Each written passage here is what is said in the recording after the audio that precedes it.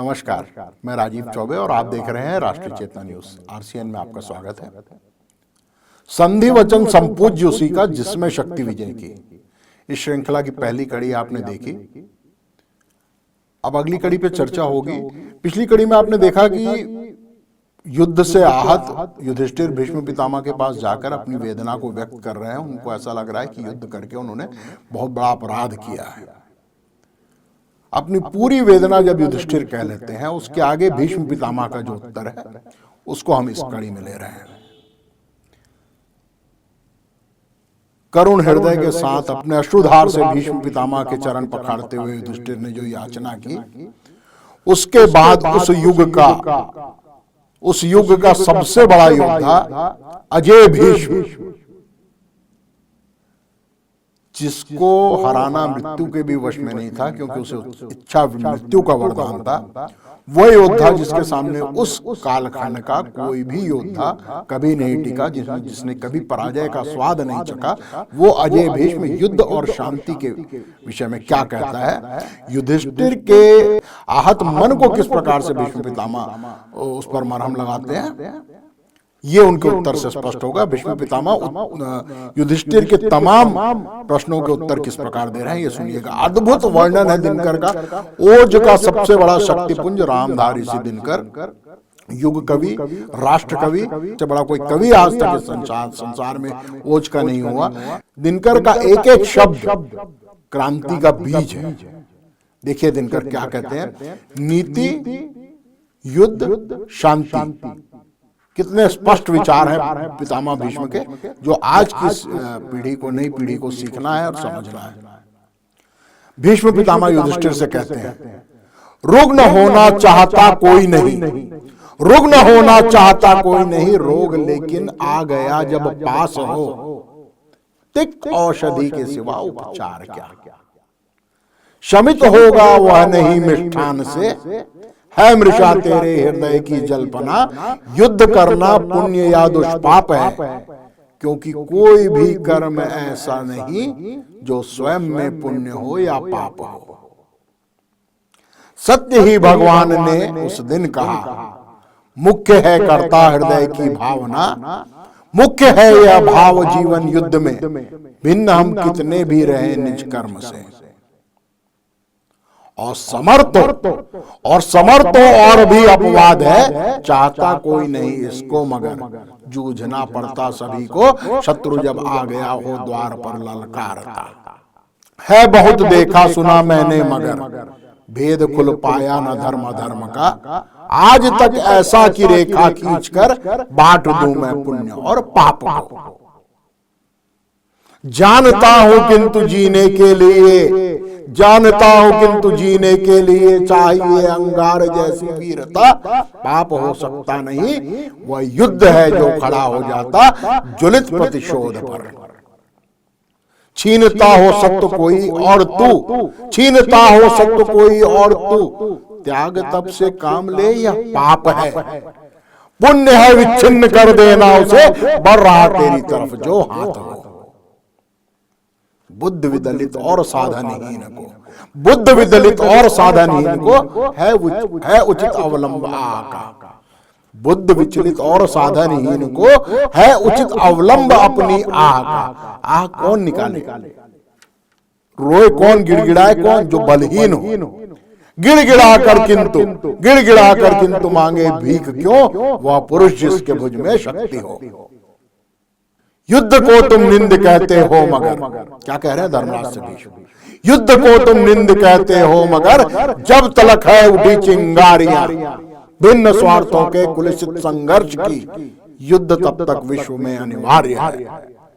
पांडवों के भिक्षु होने से भी कभी, पांडवों के भिक्षु होने से भी कभी रुक न सकता था सहज विस्फोट, या ध्वंस के सिर मारने को थे तुले, ग्रह उपग्रह क्रुद्ध चारों ओर के, ग्रह उपग्रह क्रुद्ध चारों ओर के। तो ग्रहों ने वो परिस्थितियां बना दी थी युधिष्ठिर, तुम्हारे चाहने से युद्ध नहीं रुक सकता था। धर्म का है एक और रहस्य भी, अब छिपाऊं क्यों भविष्य से उसे, धर्म का है एक और रहस्य अब क्यों छुपाऊं भविष्य से उसे, 2 दिनों तक मैं मरण के भाल पर हूं खड़ा, पर जा रहा हूं विश्व से। तो जब मेरे जाने का समय हो गया है तो इस रहस्य को अब विश्व से क्यों छुपाऊं, और उस रहस्य को हम प्रकट कर रहे हैं भीष्म पितामह युधिष्ठिर के सामने।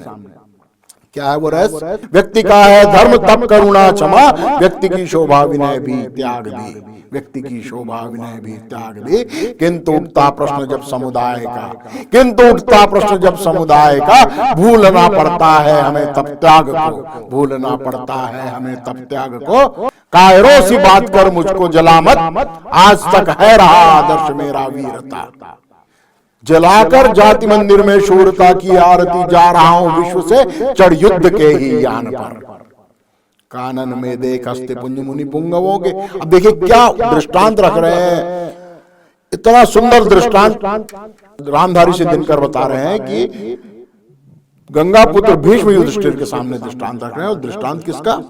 पवित्र रामायण का।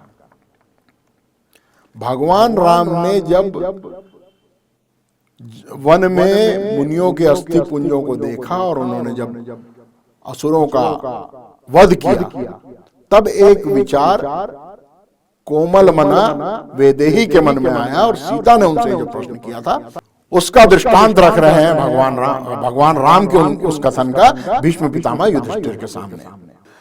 कानन में देख अस्थिपुंज मुनि पुंगवों का, कानन में देख अस्थिपुंज मुनि पुंगवों का, दैत्यवध का था किया प्रण जब राम ने, मतिभ्रष्ट मानवों के शोध का उपाय एक, मतिभ्रष्ट मानवों के शोध का उपाय एक शस्त्र ही है। पूछा था कोमल मना वाम ने, नहीं प्रिय, राम का उत्तर सुनिए, नहीं प्रिय सुधर मनुष्य सकता है, नहीं प्रिय सुधर मनुष्य सकता है, तप त्याग से भी उत्तर दिया था घनश्याम ने।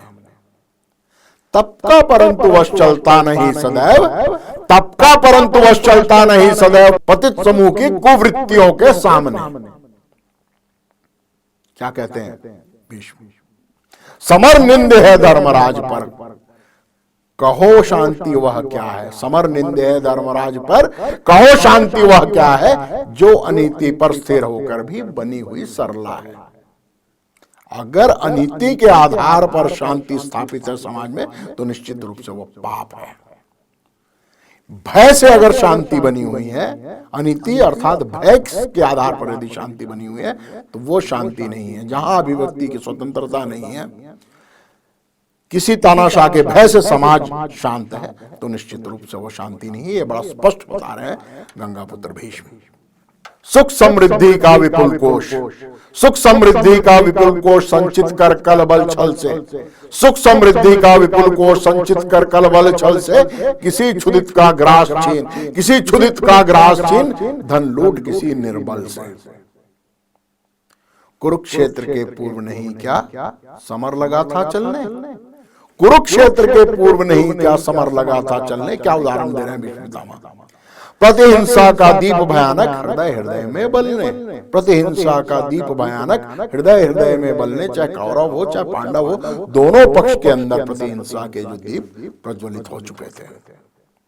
और वो क्यों और कैसे फिर बता रहे हैं भीष्म पितामह। शांति खोलकर खड्ग क्रांति का जब वर्जन करती है, शांति खोलकर खड्ग क्रांति का जब वर्जन करती है, तभी जान लो किसी समर का वह सर्जन करती है। शांति नहीं, शांति नहीं तब तक जब तक, शांति नहीं तब तक जब तक सुख भाग ना नर का सम हो, शांति नहीं तब तक जब तक सुख भाग ना नर का सम हो। नहीं किसी का अधिक और नहीं किसी का कम हो, नहीं किसी का अधिक और नहीं किसी का कम हो। जब तक समाज में समानता नहीं है, जब तक समाज में समानता का आभास नहीं है, उस शांति को शांति नहीं माना जा सकता। कितना स्पष्ट विचार भीष्म पितामह युधिष्ठिर के सामने रख रहे हैं। युगों युगों तक दृष्टांत रहेगा ये महाभारत, युगों युगों तक दृष्टांत रहेगी दिनकर की ये कुरुक्षेत्र। आगे देखिए क्या कहते हैं भीष्म पितामह। न्याय शांति का प्रथम न्यास है, न्याय शांति का प्रथम न्यास, अर्थात न्याय की वजह से यदि शांति है तो वो शांति मान्य है। न्याय शांति का प्रथम न्यास है। जब तक न्याय ना आता, जैसा भी हो, महल शांति का सुदृढ़ नहीं रह पाता। क्षमा दया तब त्याग मनोबल की देव वृथा दुहाई, क्षमा दया तब त्याग मनोबल की देव वृथा दुहाई। धर्मराज व्यंजित करते हो तुम मानव की कदर आई। हिंसा का आघात, हिंसा का आघात तपस्या ने कब कहां सहा है, हिंसा का आघात तपस्या ने कब कहां सहा है। देवों का दल सदा दानवों से हारता रहा है, देवों का दल सदा दानवों से हारता रहा है। मन शक्ति प्यारी थी तुमको यदि, मन शक्ति प्यारी थी तुमको यदि पौरुष ज्वलन से, लोभ किया क्यों भरत राज्य का, फिर क्यों आए वन से, लोभ किया क्यों भरत राज्य का, फिर क्यों आए वन से। पिया भीम ने विष लाक्षाग्रह जला हुए वनवासी, पिया भीम ने विष लाक्षाग्रह जला हुए वनवासी, केश कर्षिता प्रिया सभा सम्मुख कहलाई दासी। अब आगे की जो पंक्तियां हैं, इस हिंदी साहित्य जगत में ओज का इससे बड़ा उदाहरण कोई नहीं हो सकता। आगे की जो पंक्तियां हैं उसको, इस कुरुक्षेत्र के एक अंश को अलग से कविता के रूप में भी कई किताबों में लिखा गया है। शक्ति और क्षमा, क्षमा दया तप त्याग मनोबल शांति शक्ति, इन सारी मनोवृत्तियों को किस तरह से स्पष्ट रूप से भीष्म पितामह रख रहे हैं, और शब्द रामधारी से दिनकर के हैं। क्या लिखा है, अद्भुत अद्भुत लेखन रामधारी से दिनकर का। शक्ति और क्षमा, क्षमा दया तप त्याग मनोबल सबका लिया सहारा, क्षमा दया तप त्याग मनोबल सबका लिया सहारा, पर नर व्याघ्र सुयोधन तुमसे कहो कहां कब हारा। कितने उत्तेजित हुए हैं पितामह भीष्म और ये प्रश्न कर रहे हैं, क्षमा दया तप त्याग मनोबल सबका लिया सहारा, पर नर व्याघ्र सुयोधन कहो कहां कब तुमसे हारा। क्षमाशील हो रिपु समक्ष तुम विनत हुए जितना ही, क्षमाशील हो रिपु समक्ष तुम हुए विनत जितना ही, दुष्ट कौरवों ने तुमको कायर समझा उतना ही, दुष्ट कौरवों ने तुमको कायर समझा उतना ही। अत्याचार सहने का कुफल यही होता है, अत्याचार सहने का कुफल यही होता है, पौरुष का आतंक मनुज कोमल होकर खोता है। क्षमा शोभती उस भुजंग को जिसके पास गरल हो, क्षमा शोभती उस भुजंग को जिसके पास गरल हो, उसको क्या जो दंतहीन विश्रहित विनित और सरल हो। क्या दृष्टांत प्रस्तुत करते हैं गंगापुत्र भीष्म और शब्द रामधारी से दिनकर के। तुलसी ने रामचरितमानस में इसी दृष्टांत को अपने शब्दों में लिखा है, उसी दृष्टांत को अपने शब्दों में रामधारी से दिनकर लिख रहे हैं। तुलसी कहते हैं, विनय न मानत जलधि जल, विनय न मानत जलधि जल, गए 3 दिन बीती, बोले राम सकोप तब, बोले राम सकोप तब, भयविन होई न प्रीति, भयविन होई न प्रीति। और उसी घटना को गंगापुत्र भीष्म के मुंह से निकाल रहे हैं रामधारी से दिनकर।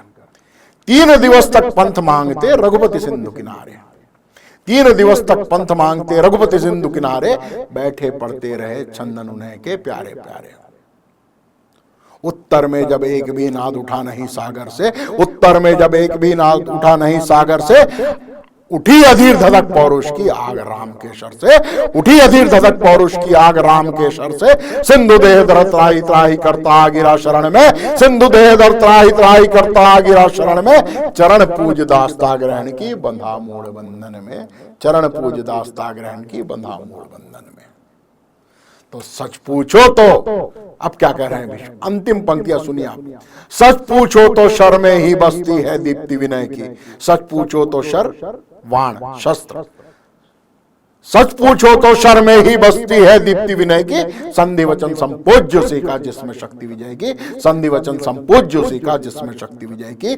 सहनशीलता क्षमा दया को तभी पूछता जग है, सहनशीलता क्षमा दया को तभी पूछता जग है, बल का दर्प चमकता उसके पीछे जब जगमग है, बल का दर्प चमकता उसके पीछे जब जगमग है।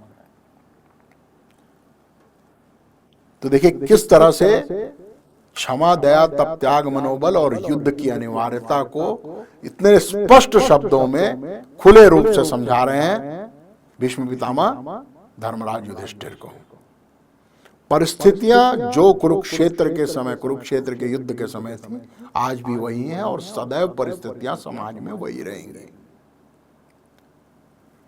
पाप और पुण्य को लेकर, सत्य को और असत्य को लेकर द्वंद्व जो है वो एक सतत प्रक्रिया है जो समाज में हमेशा चलती रहेगी। तो जो बातें भीष्म पितामह कह रहे हैं कि अनीति के बल पर यदि शांति है तो उसे शांति ना माना जाए, उस शांति के विरोध में आपको विप्लव करना है। ये आपका निज मानव धर्म है और ये समाज हित में हर मानव को यज्ञ में अपनी आहुति देनी है। यही समय की मांग है और यही महाभारत की शिक्षा है। आज के इस कड़ी में इतना ही। अगली कड़ी में फिर चर्चा करेंगे किसी महाकवि के किसी महाकाव्य पर, उस महाकाव्य के एक अंश पर। अगली कड़ी के लिए इंतजार करिए और इस प्रकार के कार्यक्रमों के लिए और ताजा तरीन समाचारों के लिए RCN के साथ बने रहें। राष्ट्रीय चेतना न्यूज परिवार का आप सदस्य बने। YouTube पर इसे लाइक और सब्सक्राइब करें। इंस्टा और फेसबुक पर इसे लाइक करें और फॉलो करें। आपका बहुत बहुत धन्यवाद।